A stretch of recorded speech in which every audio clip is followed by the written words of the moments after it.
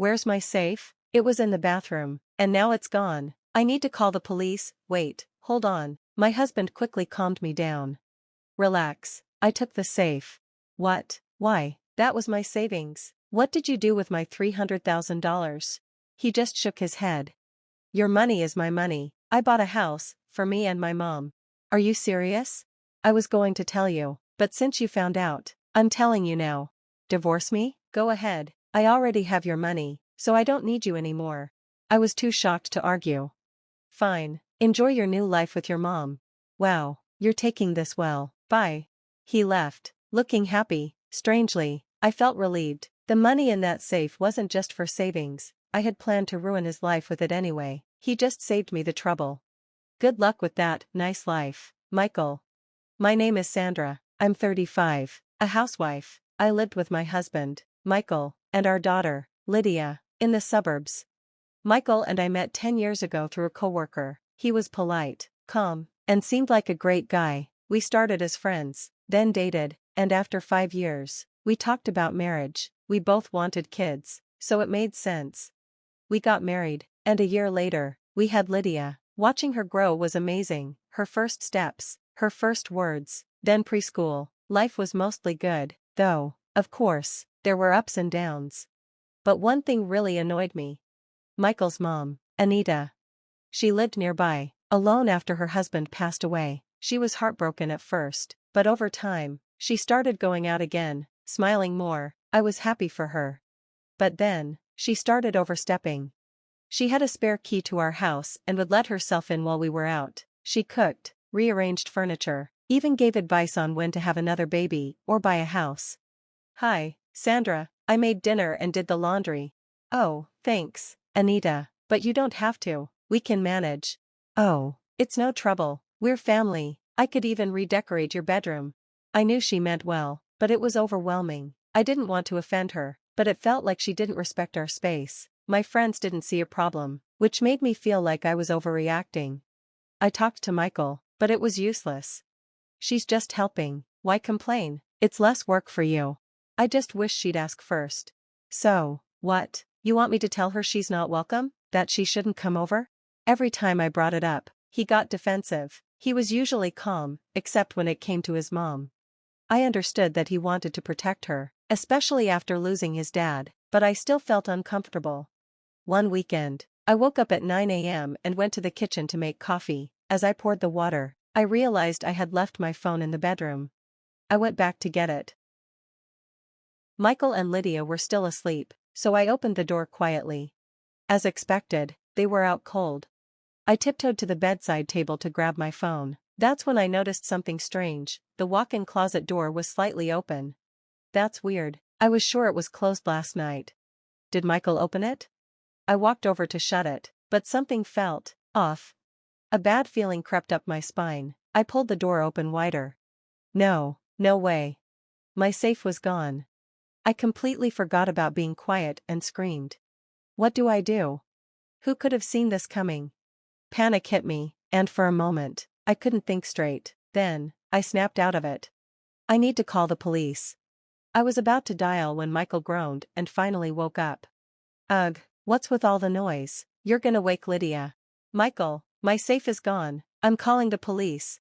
I looked at my phone, ready to call, but Michael quickly stopped me. Wait, don't be so dramatic. Dramatic? My safe disappeared. This is serious. Michael hesitated. I glared at him. Do you have something to say? If not, I'm calling.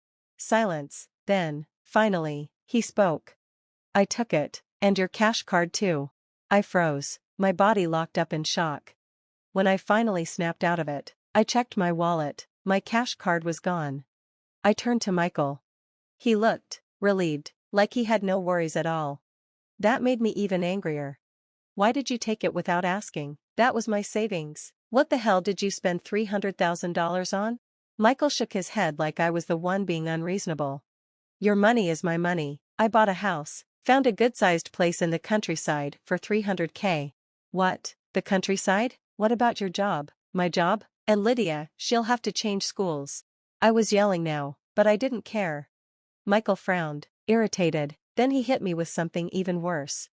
I bought the house for my mom and me, just the two of us. Since you're always complaining about her, I'm done letting you disrespect her.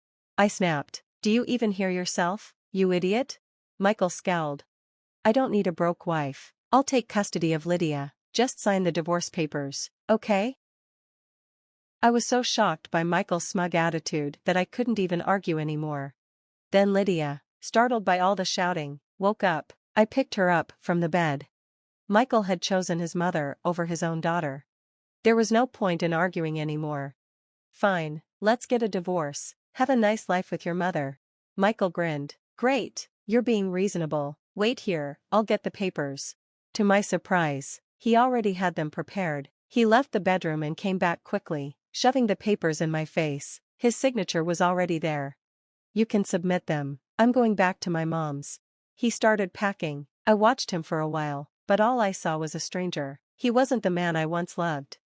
Mommy, I'm hungry. Lydia had no idea what was happening. Her innocent voice snapped me out of my thoughts. Let's go have breakfast, sweetie. I walked out of the bedroom, holding her close. A few days later, Lydia and I were home together. I had taken some time off work. Since I was going through a divorce, I needed to sort out legal matters with my company. When I told my boss a little about my situation, he was understanding and let me take some paid leave. I really appreciated it.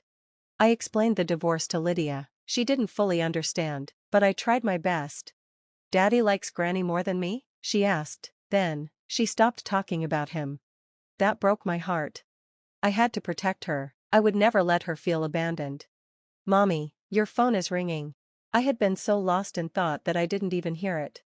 Thanks, honey, go play while I take this call. I picked up my phone. It was Michael. I had expected him to call sooner or later. Yes? The moment I answered, he exploded. What the hell? What's in that safe? Explain, now. His voice was a mix of yelling and crying. I smirked. As you can hear, it's proof that you and your mother stole my money. I know everything. She talked you into it, right? But you're still responsible for going along with it. Anita was the mastermind. Michael was just her pawn. I had known for a while that she had her eye on my safe. One day, when she thought I wasn't home, she let herself in. I watched as she walked straight to the bedroom. That made me suspicious. I followed quietly and saw her disappear into the walk-in closet. A few moments later, she left in a hurry. When I checked, I found scratches on the safe, like someone had tried to open it. 2 days later, my safe disappeared. I remembered everything when Michael and I fought. Michael's voice trembled. But, when did you record this? You weren't even there when we talked.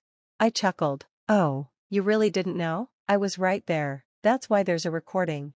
The day after Michael gave me the divorce papers, I went to Anita's house. I knew I couldn't stop the divorce or get my money back, but I wasn't going to let her get away with it so easily.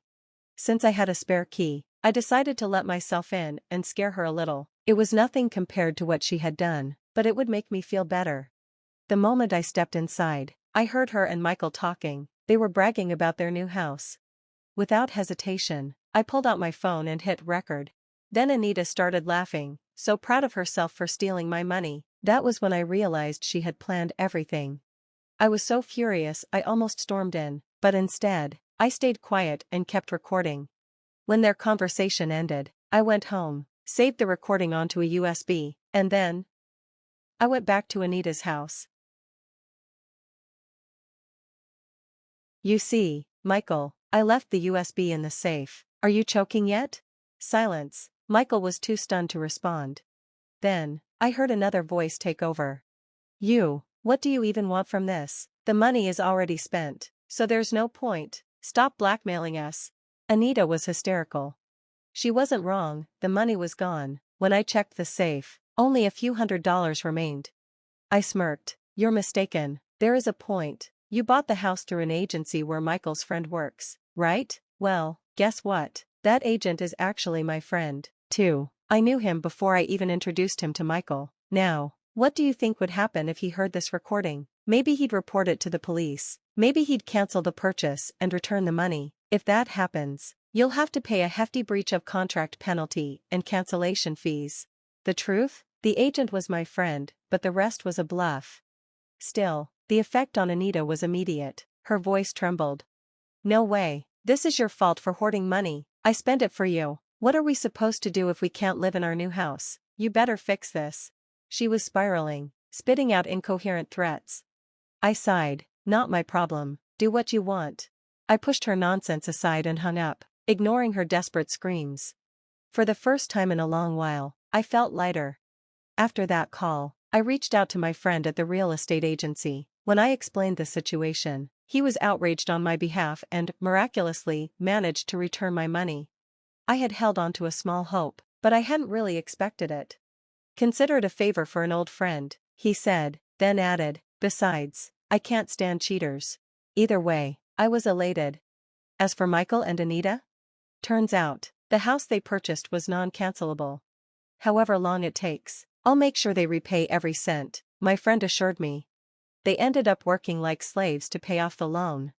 To make things worse, Michael had already quit his job to move to the countryside. There was no work that paid as well as his old position, so he was forced to take multiple exhausting jobs just to scrape by. Karma. With my money back, I bought a brand new apartment and moved in with Lydia and my parents. They offered to support me in the absence of a husband. As I stroked Lydia's hair while she slept with her head on my lap, I made a silent vow. I would do whatever it took to raise her to be an honest, kind person. Not like Michael. Not like Anita. She deserved a full, happy life, one I would give her, no matter what.